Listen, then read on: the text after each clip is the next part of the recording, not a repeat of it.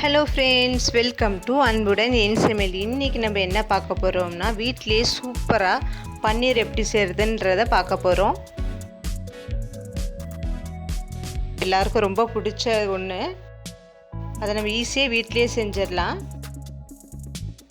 வீடியோவுக்கு போகிறதுக்கு முன்னால் நீங்கள் நம்ம சேனலுக்கு புதுசாக இருந்துச்சுன்னா நம்ம சேனலை மறக்காமல் சப்ஸ்கிரைப் பண்ணி வச்சுக்கோங்க. பக்கத்தில் இருக்க பெல் ஐக்கானை ப்ரெஸ் பண்ணி ஆல்ன்ற ஆப்ஷனை கிளிக் பண்ணிக்கோங்க.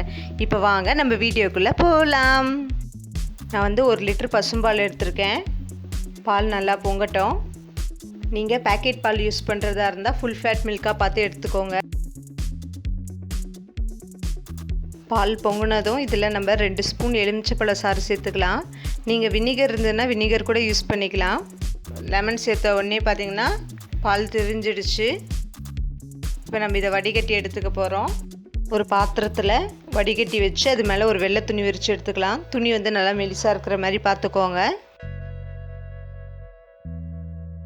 இப்போது நம்ம பாலை இதில் சேர்த்து வடிகட்ட போகிறோம்.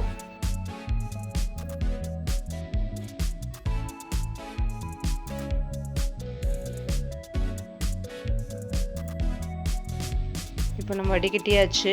இப்போ நம்ம ஒரு சின்ன மூட்டை மாதிரி கட்டி அதில் இருக்கிற தண்ணியெல்லாம் வடிகட்டி வெளியே எடுக்க போகிறோம்.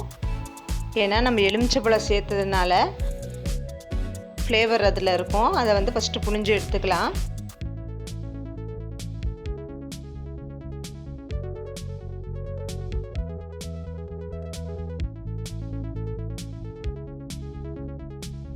நல்லா அழுத்தி அழுத்தி புழிஞ்சு எடுத்துக்கோங்க.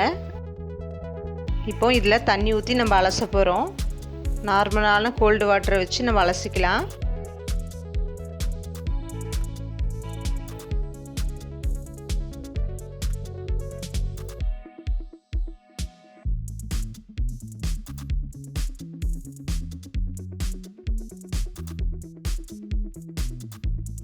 மறுபடியும் அலசி எடுத்துக்கிறேன்.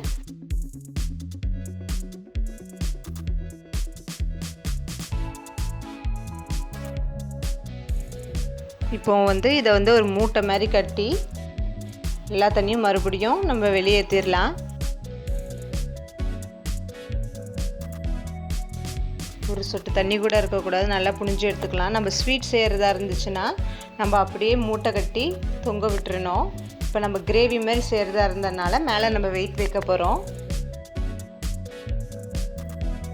வெயிட்டு மேலே வைக்கிறதுனால நம்மளுக்கு பன்னீர் கொஞ்சம் ஹார்டாக இருக்கும். இப்போ பன்னீர் டிக்கா, பன்னீர் கிரேவி, பன்னீர் புர்ஜி அப்படிலாம் செய்கிறதா இருந்துச்சுன்னா நம்மளுக்கு கொஞ்சம் திக்காக தேவை. ஸ்வீட்டாக செய்கிறதா இருந்தால் நம்மளுக்கு சாஃப்டான பன்னீர் தேவை. அப்போ நம்ம புழிஞ்சு எடுக்கக்கூடாது.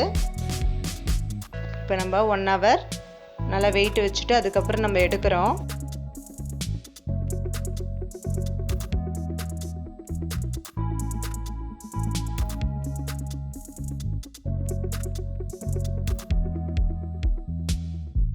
பாருங்கள், நம்மளுடைய பன்னீர் ரெடி ஆயிடுச்சு.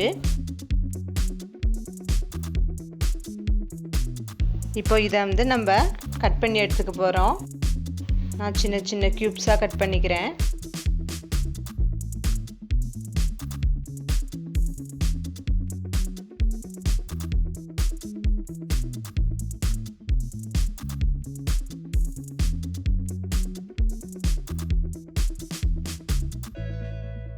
பாருங்கள், நம்மளுக்கு சூப்பரான ஃப்ரெஷ்ஷான பன்னீர் கிடச்சிருச்சு. டைரி ப்ராடக்ட்ஸ்லாம் பார்த்திங்கன்னா ரொம்ப ரேட்டு காஸ்ட்லி. இப்போது நம்ம 1 லிட்டர் பால் வச்சு நம்ம இவ்வளோ பன்னீர் செஞ்சு எடுத்துருக்கோம்.